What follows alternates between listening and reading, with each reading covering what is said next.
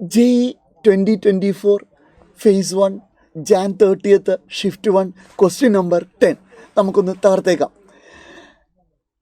Diffraction ഏത് topic? Wave optics. നമുക്കൊന്ന് നോക്കിയേക്കാം. Diffraction pattern of wavelength. അപ്പം നമുക്ക് ലാംഡയുണ്ട്, നാനോമീറ്റർ, അതും കൂടി ഒന്ന് മാർക്ക് ചെയ്തേക്കണം കേട്ടോ. നാനോമീറ്റർ. സ്ലിറ്റ് വിഡ്ത്ത്, അപ്പോൾ സ്മോൾ ലെറ്റർ ഡി ഉണ്ട്. ഓക്കെ ആണല്ലോ.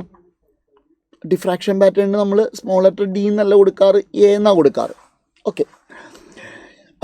Focused on A focal plain of A convex lens. നമ്മളതിനെ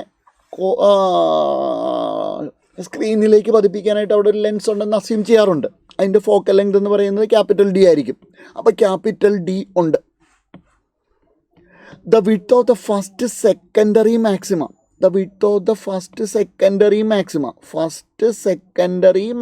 will be first secondary maxima equation. The first secondary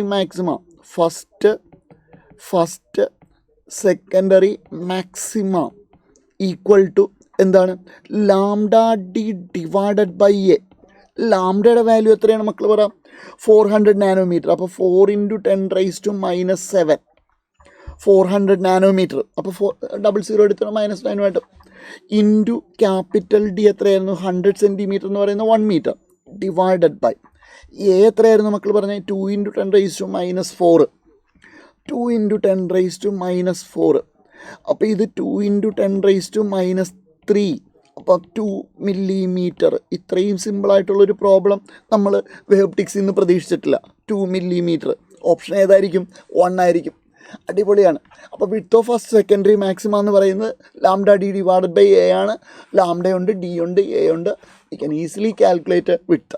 okay, 2 millimetre. Thank U.